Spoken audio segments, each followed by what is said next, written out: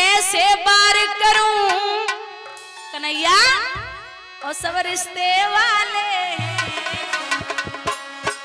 कुछ मामा लगते हैं कुछ पिता हमारे कुछ मामा लगते हैं कुछ पिता हमारे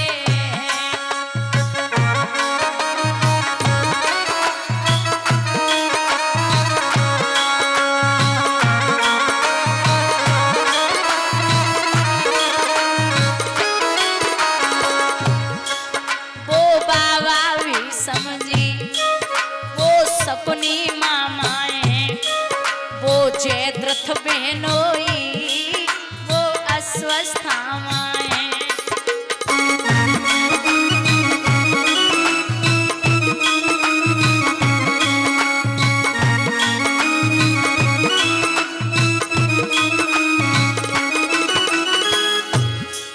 कछु लगे ससुर मेरे कछु साले लगते हैं मैं कैसे बार करूं सब रिश्ते वाले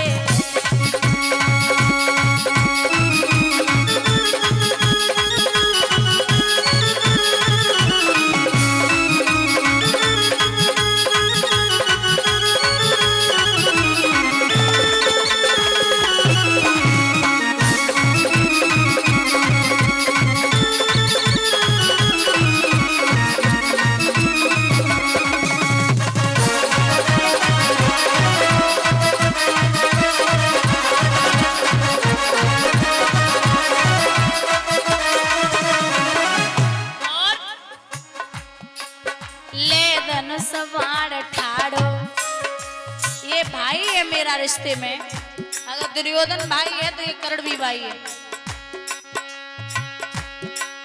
ले धनुष बाण ठाड़ो जे करण लगे भैया यहाँ कट कट खून गिरे घर रोवेगी मैया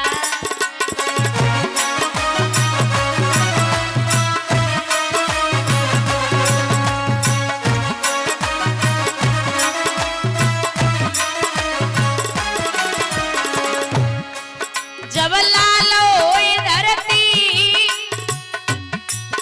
और चले पनारे कुछ मामा लगते हैं कुछ पिता हमारे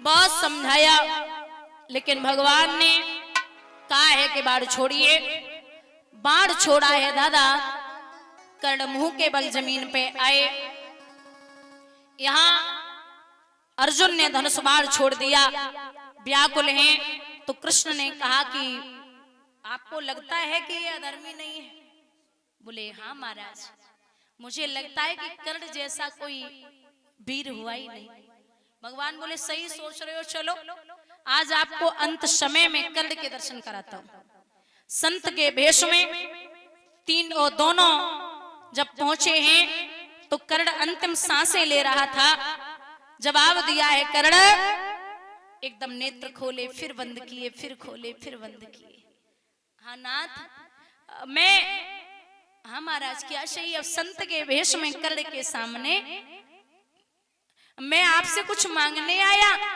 क्या चाहिए कर्ण के होठों पे थोड़ी सी हंसी थिरक गई प्रभु यहाँ मेरे पास कुछ भी नहीं है अब तो शरीर भी अपना नहीं रहा बोले मैं कुछ सोने का मांगने आया हूं अच्छा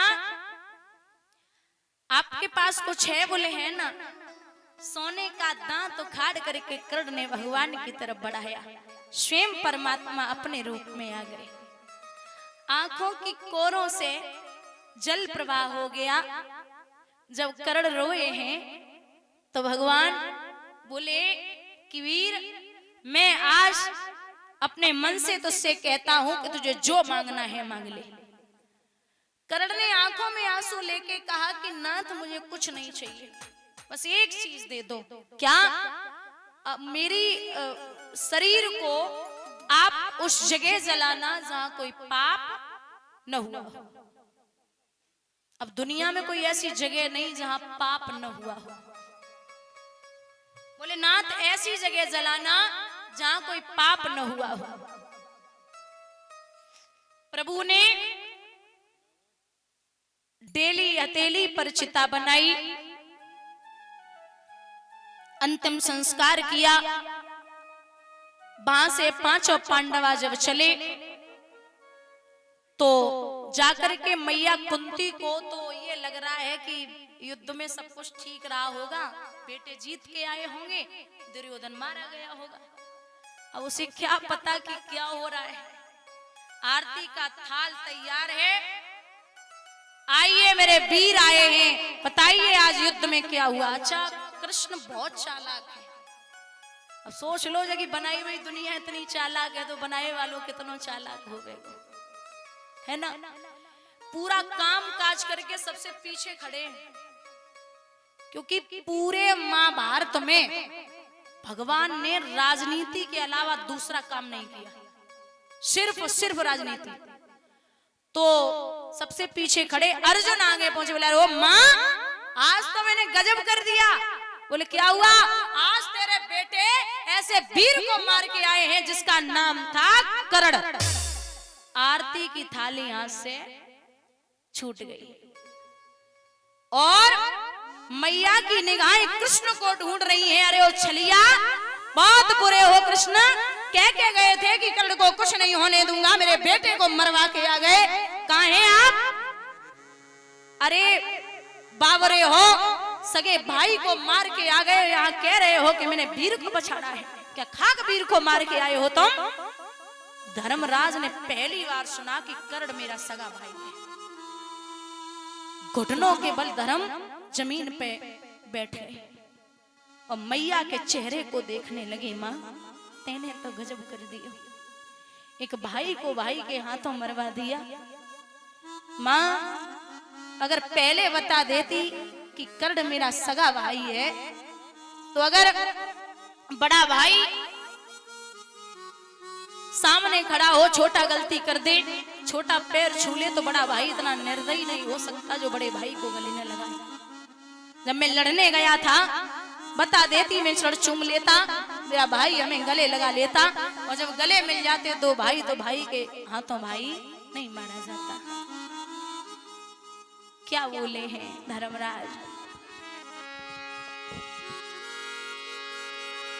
ए धिक्कार तेरे जीवन को मैया, और तूने लीनो वेद छिपाई, और धोखा देखे दियो मात, तूने करण व्रात मरवाई।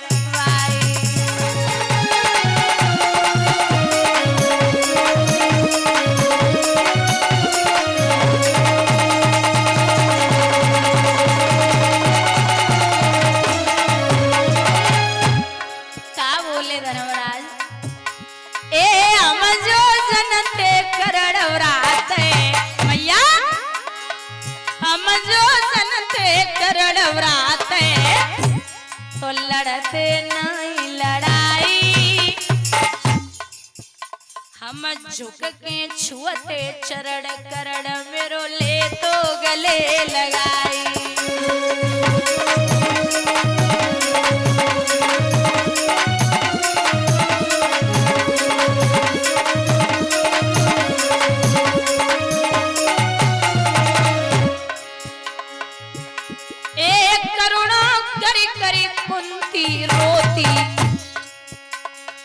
बेटन को समझाती मते बोलो बोल को बोल लला मेरी फटी जाते छाती।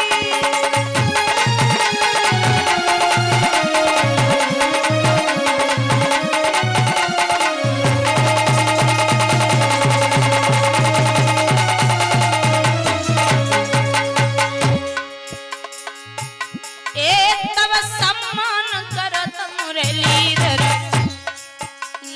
को रहे दिखाई,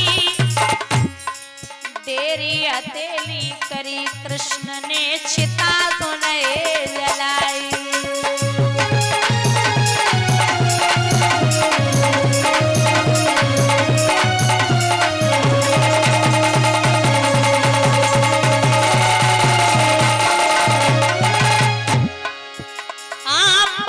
घड़ी तक लाश करण की, ए 5 घड़ी तक लाश करण की, मुरलीधर रहे जलाई। धोखा दे के दियो मात तूने करण वीर मरवाई।